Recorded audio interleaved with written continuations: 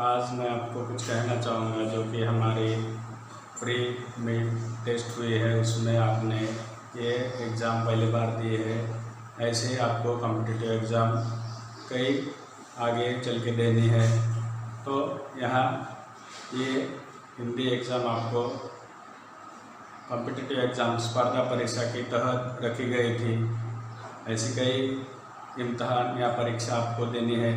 तो बच्चों, आपने जो अच्छा स्कोर किया है, क्योंकि इसमें बहुत सारे कन्फ्यूजन वाले प्रश्न मैंने आपके लिए रखे थे, लेकिन फिर भी बहुत सारे बच्चों को 30/28 मार्क्स मिले हैं, इसलिए आप सभी का धन्यवाद। तो बच्चों, आज हम चिकित्सा का चक्कर इस पाठ्यांश का शेष भाग देखने वाले हैं। तो हमने देखा है पिछले 3 वीडियो में जो लेखक है उन्होंने खाना ज़्यादा खाने की वजह से पेट में तकलीफ़ हुई है। सरकारी अस्पताल के डॉक्टर आए हैं, लेकिन इनका इलाज वह नहीं कर पाए, क्योंकि उनका जो पेट दर्द है वो कम ही नहीं हुआ था। फिर डॉक्टर चौहानाथ कातर उन्होंने यहाँ लेखक को दवाई दी है, सीरीज लगाई है, इंजेक्शन दिया है।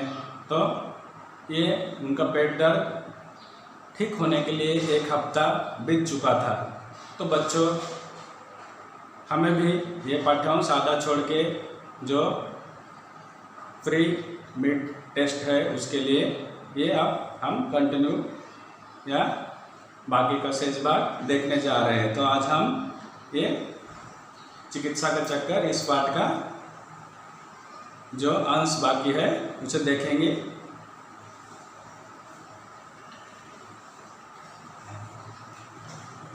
बराबर डॉक्टर चौहानाथ कातर जी की दवा पीता रहा।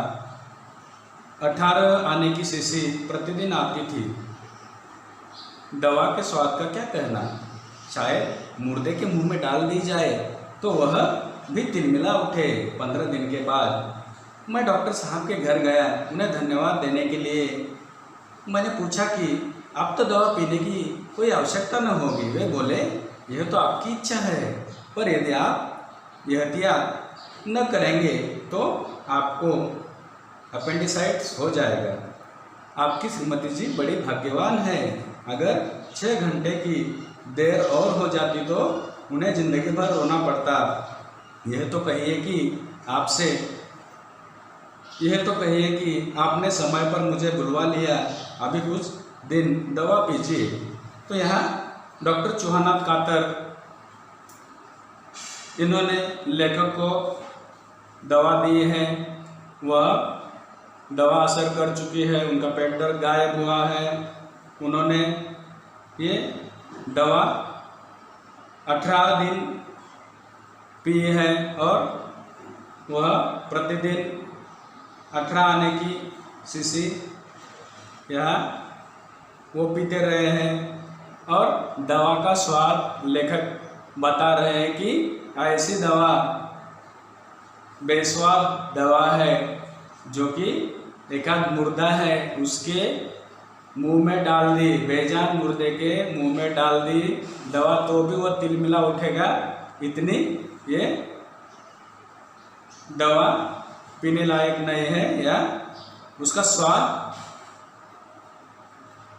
फिर सुरीला है या कड़वा है, या समझो पीने लायक नहीं है, क्योंकि मुर्दा तिलमिला उठेगा। ऐसी दवा है तो जो जिंदा आदमी है वो कैसे पी सकता है। 15 दिन के बाद लेखक डॉक्टर साहब के घर गए हैं उन्हें धन्यवाद देने, और लेखक ने पूछा है कि अब ये दवा पीने की कोई आवश्यकता है क्या, अब ज़रूरत नहीं होगी। तो डॉक्टर चौहानाथ कातर जी कहते हैं कि आपकी मर्जी, लेकिन आप दवा नहीं पिएंगे तो आपको क्या हो जाएगा, अपेंडिसाइटिस हो जाएगा। और आपके श्रीमती जी का अच्छा भाग्य है, वो भाग्यशाली है, भाग्यवती है। अगर आपको और 6 घंटे देर से यहाँ लाया जाता या डॉक्टर साहब उनको इलाज न करते तो लेखक के श्रीमती को जिंदगी भर रोना पड़ता या रोना आ गया होता। तो इसलिए आपने समय पर मुझे बुला लिया, क्योंकि डॉक्टर चौहानाथ कातर को बुला लिया, इसलिए वह लेखक की पत्नी को भाग्यवती समझते हैं। और अभी क्या कीजिए, आप कुछ दिन दवा पीते रहिए, पीजिए। इसी बीच डॉक्टर महोदय ने ऐसे ऐसे मर्जों के नाम सुनाए कि मेरी तबीयत फड़क उठी।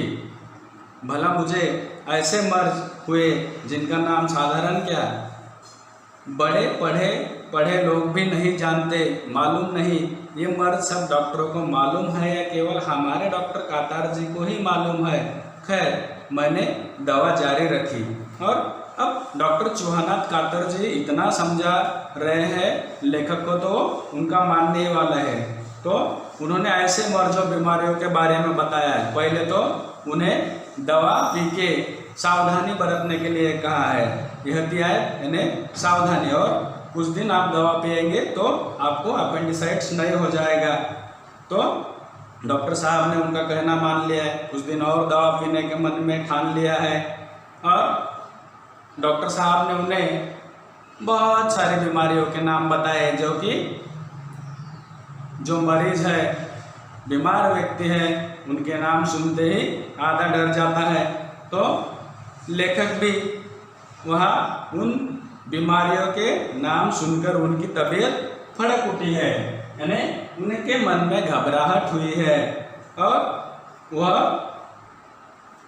सोचते हैं मन में कि भला मुझे ऐसे मर्ज हुए जिनका नाम साधारण क्या, बड़े पढ़े लिखे आदमी भी इन दवा या बीमारियों के नाम नहीं जानते हैं, या फिर ऐसा भी नहीं है कि मालूम नहीं कि ये मर्ज सिर्फ हमारे ही डॉक्टर चौहानाथ कातर जी को पता है, बाकी को पता नहीं। तो वो कहते हैं कि मालूम नहीं होता कि केवल हमारे डॉक्टर जी को ये सब बीमारियों के नाम पता है, और उन्होंने वो दवा लेना जारी रखा है।